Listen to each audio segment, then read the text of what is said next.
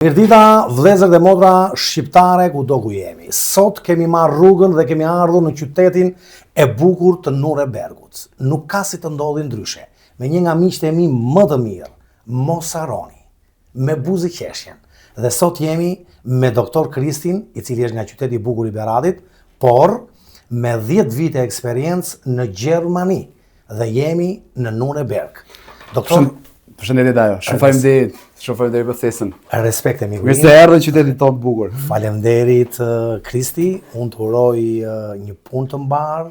Faleminderit. Dhe nga vash dije ka mbaruar dhe Ramazani, i urojmë të gjithë shqiptarët kudo ku janë, gëzuar festë. Miku im, duke marrë rrugën nga Myniu ku unë banoj, logjika më sillte pikërisht tek puna juaj, te pasioni juaj që keni për stomatologji. Të lutem Kristi, një hapje të bukur pikërisht për ju.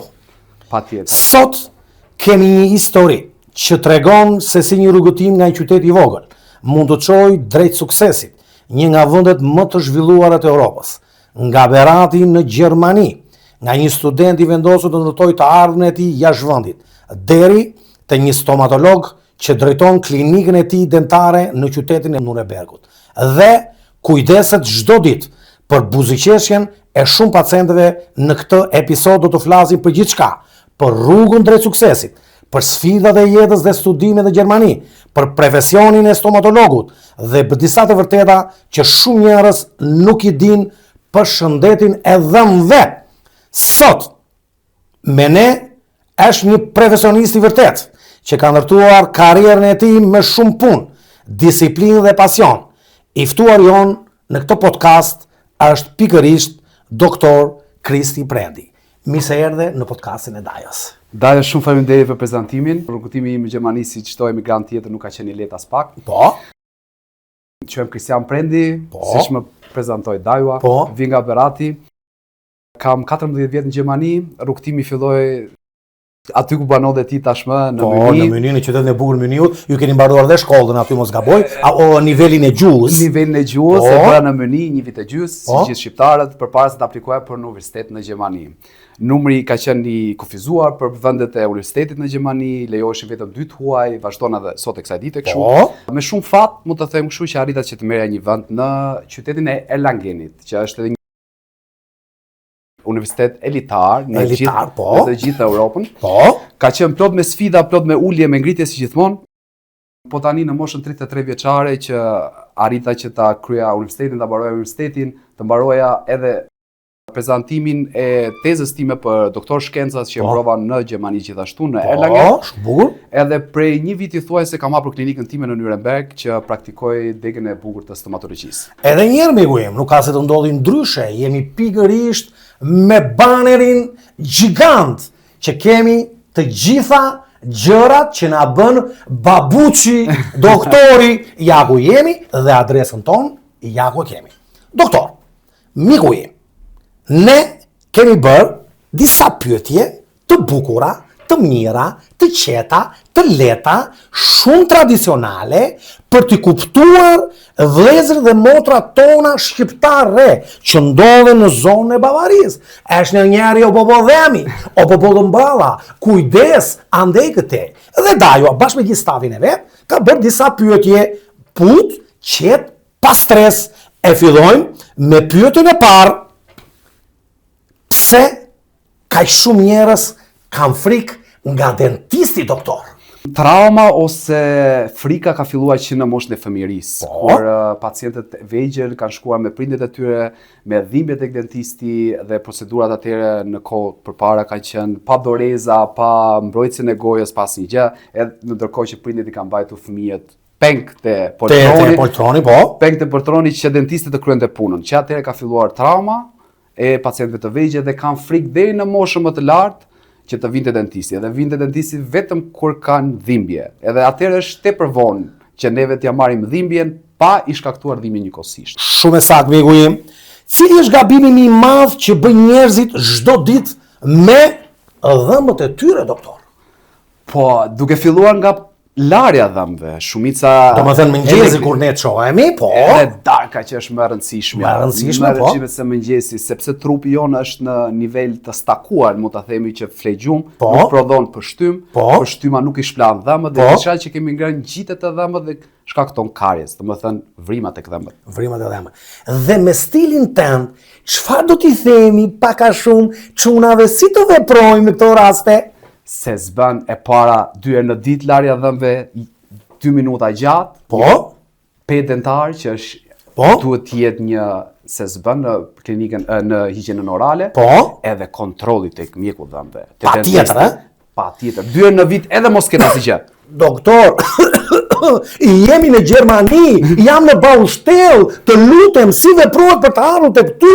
Çfarë bëj? Keni informacione të tilla apo jo? Dikush është Baushtell, dikush është punon në Amazon, dikush është taksixhi, dikush është shofer trami. Si e gjen Kristin, doktor? Si të gjejmë ty, doktor? Klinika ime ndodhet prapo Hauptbahnhofit në Nuremberg. Po. 8 minuta në këmbë. Sa minuta? 8 minuta me orë në dorë. 8 minuta nga Hauptbahnhofi. Direkt te Po, mos gaboj, jemi këtu. Në Allesberger Straße. Po, numër 45. Vjen te doktori këtu? Direkt. Edhe pa termin, njerëzit e mi shqiptarët janë të mirëpritur. Po. Edhe pa termin se si gjithmonë në Gjermani pos pati takim njeriu nuk futet shumë e hap saktë, deri po, njeri. po. Po për njerëzit e mi nuk është problem fare. Vinte unë edhe kujdesem unë të paktën për të hequr dhimbjen ditën e parë dhe pastaj vendosim për takimet e tjera. Doktor, cilat janë 3 gjërat që dëmtojnë më shumë dhëmbët? 3 gjëra. Rom, Berlin, Tokyo, 3 gjëra. Edhe ke që ndajua, edhe bev ndajua. E para fillojmë nga sheqeri. Sheqeri i vepruar. Çdo sheqer që ne pim ose ham shndërrohet në acid në gojë dhe shkrin smaltin e dhëmbëve. Kujdes baklavan, kujdes kadaifin, kujdes akulloren, por nuk po themi që mos janë. Po me çikash, edhe ke, jo bura, se pasaj shoku jemi. Me proteza. Po doktor? Pjesa tjetër që nuk i lajnë mjaftueshëm njerëzit, nuk di si t'i lajnë dhëmbët. Vetëm e shkruajmë dhëmbët, më kupton, nuk të hynë në punë shrubën.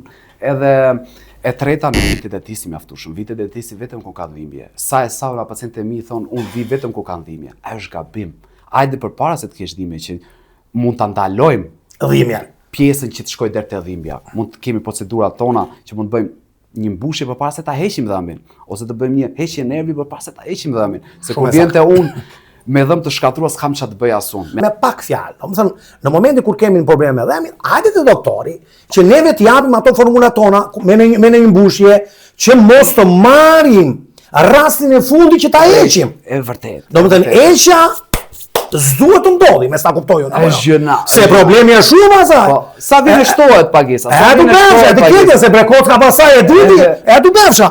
Doktor, kohët e fundit kanë filluar, se unë jam dhe pak moshe madhe, kanë filluar jo furça me bateri, jo furça me korrent, jo furça me dorë. Të lutem shumë, çfarë do t'i themi vëllezërve dhe miqve tanë për sistemin e furçave? Është më mirë me korrent apo më mirë me dorë? Ajo varet nga se si lan njeriu dhëmbët. Të them të drejtë, kam pacientë që me furçë dore shkojnë shumë mirë, se janë mësuar gjatë gjithë jetës. Po. Kurse për mua, për mendimin tim, për njerëzit është më e mira elektrikja, sepse ka lëvizjet e definuara, nuk bëhet asnjë, nuk është e lodhur. Do me thënë futet këtu për lëviz veta. Lëviz veta, edhe ti heq të gjitha vet. Po. Më kupton? I them pacientëve të mi gjithë, po nga mosha 3 vjeç direkt fuçë elektrike. Se mësohet që fëmijë me fuçën elektrike dhe nuk heq më pasaj. Edhe kjo freskia në gojë qëndron akoma më gjatë. Edhe nuk lodhet fuça, nuk vjen nga puna. Është fuçën e ke në shtëpi. Pasere, doktor. Po, kokat e fuçës elektrike mund të ndryshojnë çdo. Kemi në farmaci apo kemi edhe ne te juve këtu? Mund të shesëm edhe ne. Edhe neve, te neve mund ta marrim. Nuk është problem, disi janë ata të firmave. Të lutem doktor, mos më bëj reklam, mos më nxirr emër, të lutem doktor, se ka marr rrugën nga Myniu vetëm për këtu, të keqë ndajua. Më fal. Vazhdojmë, do bëjmë çakadër, por se sot është në fund javë, e ke parasysh do bëjmë çikalla, plus unë kam mikun tim. Edhe unë gjithashtu më bëj. Kryesore, ore ti çuni Maxit je, çuni doktorit? Po, çuni Maxit doktorit na Berati. Max Brandit. E vërtet. Çfarë do t'i themi shqiptarëve që të flasin pak për familjen tënde, që është një nga familjet më të mira, më korrekte në qytetin e bukur Beratit? Po, historia fillon që nga gjyshi tanë, që kanë Gjyshi mos gaboj, farmacisti, Bravo, gjyshi nga ana mamare Lika Kolani. Farmacist Lika, i paruar kujtimi i tij. Dhe në këto momente ju lutem shumë, përshëndesim gjithë çunat e Beradit, gjithë miqtë e Kristit, të gjithë komplet stafi i Spitalit Beradit, Dr. Maxi, nëse na shikon këto momente, zoti të ruaj dhe përshëndesim me miku tonë, përshëndesim edhe Zjajin. Kemi miku tonë, nuk do ishte mundur. Zjaj, doktor. Po miku im. Fillon nga gjyshi, pastaj babai që është ortoped, akoma vazhdon të kësaj. Është në Berat apo në Tiranë? Në Berat vazhdon. Në Berat. Doktor Maxi është në Berat, një nga çunat, theve dorën, theve kemës, ke ku vete. Te Doktor Maxi, atë ke gjendajua. Po miku im. Pastaj kam Dajon kirurg, gjithashtu kam edhe mami. Emri Dajos? Henry Kolani. E kam kirurg të përgjithshëm në QSUT. Po, është në Tiranë. Përshëndesim edhe miqtë tanë. Jo vetëm kushon, por të gjithë kirurgët që ndodhen në Tiranë. Po, maman e kam kirurgë gjithashtu te onkologjistë në Tiranë. Patjetër. Edhe unë dola nga baza e kirurgjisë. Këtë nuk arrit të kuptoj dot. Babi ortoped, mami kirurgë. Pse pikërisht ju zgjodhët gojën, stomatologjin ku jam. Ka qenë një vendim spontan, mund të them, Dajo, nga që përpara se e bardh duhet të qëndronte në shtëpi. Domethënë do ishte një mjek të vazhdonte tradita, më kupton?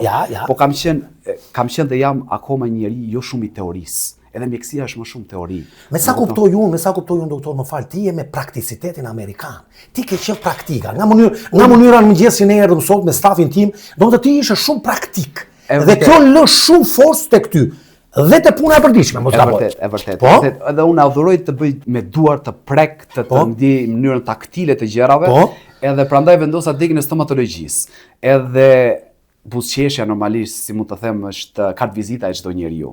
Edhe për që të ndështrosh përshtatjen e një njeriu është gjë më e bukur që mund të bëjë një stomatolog. Cili është rasti më i vështirë ose më interesant që ka ndodhur ty, pikërisht sot që je stomatolog në qytetin e Burgut në Urebergu? Dua një rast spontan që t'ja shpjegojmë dhe vëllezërit tanë dhe motrat tona të Shqipërisë. Kam pas disa raste të interesante, Dajo, të them të drejtën, dhe kanë qenë disa edhe me tumore që nuk e parë përpara nga mjekët e tjerë, që kam kaluar te kirurgorat, te maksilofaciali për të hequr tumoret.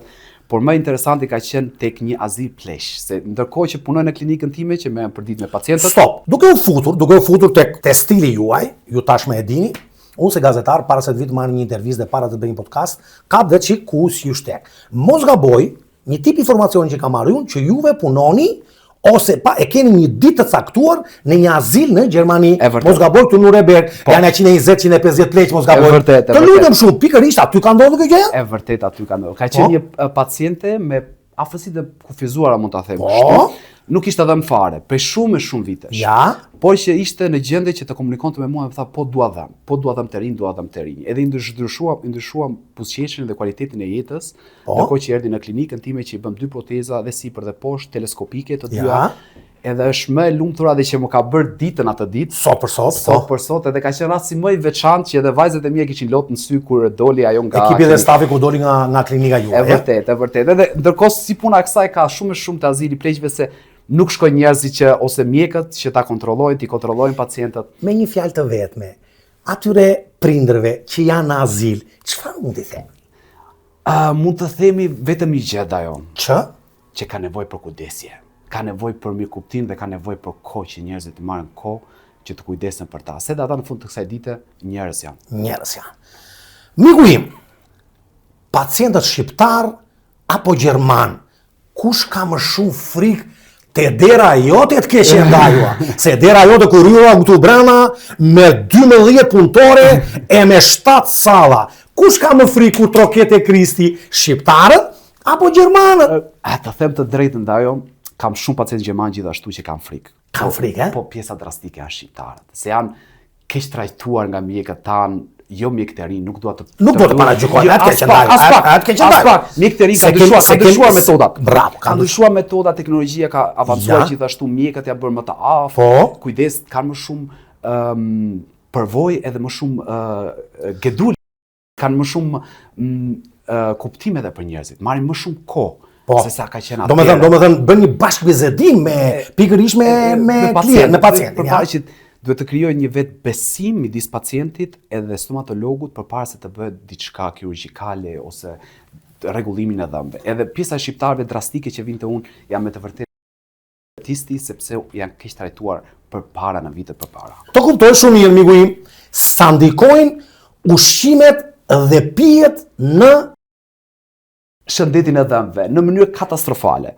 Në qoftë se njerëzit pinë vetëm lëngje, Coca-Cola, bombone, domethënë ka nivele të caktuara të sheqerit. Sheqeri mund të jetë në formë bomboni që është edhe ngjitës tek dhëmbi, që është akoma më i keq, mund të jetë në gjendje të lëngshme si Coca-Cola ose lëngjet që i shkrin smaltin me kalimin e viteve. Shëndeti i gojës është një gjë tjetër, edhe shëndeti i përgjithshëm me ushqimet e është një gjë tjetër që ka ndikimin absolut mbi shëndetin e gojës. Domethënë, lëngjet janë no go, në mënyrë të pamundur, vetëm ujë. Vetëm ujë që t'i shpëtoj dhëmbët. Domethënë bëhet fjala për ujë pa gas. Pa gas. Ujë të thjesht. Ujë të thjesht pa aromatizues, pa asnjë gjë. Është gjë më e mirë për shëndetin oral. Miku im, cilat janë shenjat që tregojnë që duhet patjetër të shkosh te dera e doktor Kristit? Po e para është dhimbja. Kryesorja. Nuk të lë rahat. Gjëja tjetër është era gojës. Në mëngjes është okay se mund të vinë nga stomaku, po pastaj në kalim të ditës duhet të ketë njeriu erë goje. E dyta, gjakderdhja. Asnjëherë nuk duhet të dalë gjak nga goja ku i lan dhëmbët, se do të thotë diçka nuk shkon aty. Ka diçka që s'po ecën në momentin kur del gjak nga goja, po. Diçka është ndryshe. Ja. Edhe pjesa tjetër është edhe për rutinë, për kontrole normale duhet të vinë njeriu edhe pa pasur dhimbje, edhe pa pasur gjëra të ndryshme. Se po shkoj puna deri tek dhimbja, pastaj është shumë vonë ajo. Po e rëndësishme është gjërat kryesore janë ose tek mukoza e gojës, nëse shikon ndonjë gjë të bardhë që nuk funksionon aty, do shkoj se domethënë urgjentisht e mjeku. Se mund të jenë gjëra prekanceroze, domethënë gjëra përpara tumorit që bëma ki para tumori vjen dhe nga goja, doktor? Patjetër, mund të ndodhi me çrregullimin. Shumë njerëz sot e kësaj ditë marrin shumë medikamente që nuk funksionojnë me njëra tjetrën. Po, janë në nivel shumë të madh, po. Edhe ndryshojnë nivelin e mukozës në gojë, që njeriu do të shkojë shpesh për kontroll. Shumë e saktë. Miku im, në profesionin tënd, cili është momenti më i bukur, më i mirë që juve personalisht ju jep një kënaqësi?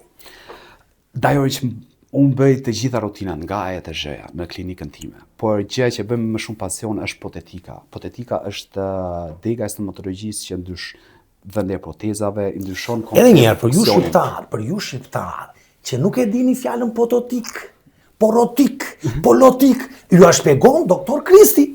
Po, potetika është dega e stomatologjisë që merret me protezat, me vënien e dhëmbëve, ura, proteza fikse dhe proteza të lëvizshme që i thonë në shqip. Se mua s'më vjen te klinika jo. Bravo. Se mua s'më vjen shumë gjëra terma në shqip. Nuk më vjen shumë terma në shqip. Je perfekt në gjuhën shqipe që o zot na i fali. Jo, se kemi harruar asnjëherë. Po. Edhe në momentin që i ndryshojnë komplet gojën, komplet pamjen e një pacienti, është gjë që më jep më shumë lumturinë në ditën e punës. Ajo është gjë më e veçantë që mua më lind buzëqeshje kur njerëzit dalin me lot në sy, shikojnë dhëmbët që si kanë pasur herë në jetën e tyre dhe kanë ndodhur ashtu siç e kanë pasur ata parasysh, që i dua këto dhëmbë, prandaj po shkoj tek ai.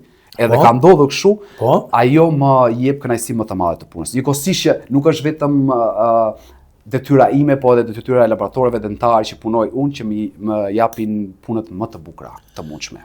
Miku im, njëri, njëre, ai, ajo, ata që kanë dëshirë që të shikojnë rrugën e stomatologjisë. Çfarë do t'i themi një të riu shqiptar, pak a shumë me eksperiencën tënde? Patjetër. Këshilla e parë është duhet ta bësh punën me pasion edhe me dëshirë. Se është në të vërtetë të them të drejtën, nuk është në Gjermani funksionon shumë më ndryshe se sa në Shqipëri. Ke një fluks të paparë të pacientëve dhe duhet të jesh shumë vigjilent nga ora 8 e mëngjesit deri në ora 7 të darkës. Do të thënë, më fal doktor, juve jeni nga ana drejt të premten? Po. Nga ora 8 të mëngjesit deri në ora 6 mazite. Po deri në 7-8 rrisë do të bëj dokumenta pa fol. Jam i detyruar të rri. Edhe një herë çuna, të gjithë shqiptarët zonën Urebergut, alle, probleme, këte andej, çdo ditë nga ora 8 dhe në orën 6 mazdite, kujdes, të shtunë të diel pushim, kujdes, ja ku është adresa. Vjen aty, zilës, opa, del babuçi këtu, ja ku kemi doktorin, fol shqip, sqaroj mirë, mos gënje, mos mashtro. Apo jo doktor, se janë disa që thonë jo gëtej, pa andi, te doktori s'duhet gënjesh. As pak. Apo? Duhet flasim pa doreza. Edhe pjesa e bukur është në Gjermani që edhe sigurimi normal të mbulon gjërat basike. Prit, se kemi fazën e dytë atë.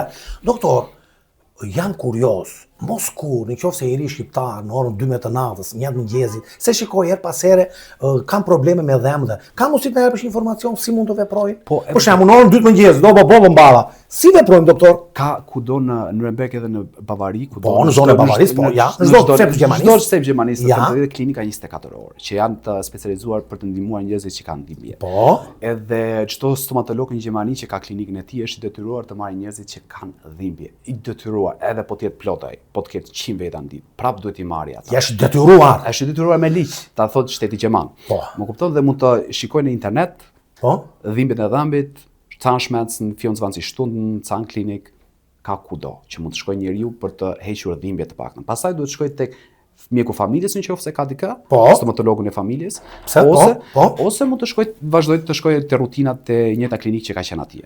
Shumë e saktë. Miku im, kohët e fundit kam dëgjuar majtas djathas në autobus, në tren, në tram, si veprohet se treqereku i shqiptarëve që banon dhe jeton në Gjermani, er pas here ikin në Shqipëri, si për të vënë gojën, o bo kjo, o bo çmimi, jo s'na e pagon aukaja, jo s'na e pagon kjo, jo s'na e pagon ajo, ajde këtu, e si, gjëra tjera. Dhe treqereku shqiptarëve mundohen që t'i ikin, er pas here, ik në Shqipëri, ajde. Me 2 fjalë të vetme, si të veprojnë këta miq që na shikojnë, zotri? Gjë më e mirë është të shkosh një te dentisti në Gjermani, të japi një Kostenvoranschlag, do të thotë një paraprakisht se sa mund të kushtojnë dhëmbët këtu. Do me thënë, të vete doktori, të trokasi, preventivi komplet. Këtë dhimbje këtë. Preventivi komplet, preventivi si i themi në shqiptar. Diagnozën komplet, çka kam. Ne 2, 3, 4, 5. Doktori pastaj aty poshtë thotë shuma totale kaq. Kaq, thotë, ka mbulon sigurimi? Po. Një pjesë të bazës ta mbulon dhe sigurimi në Gjermani. Në krahasim me Shqipërinë, se Shqipëri do të paguash gjitha private. Gjitha cash, po.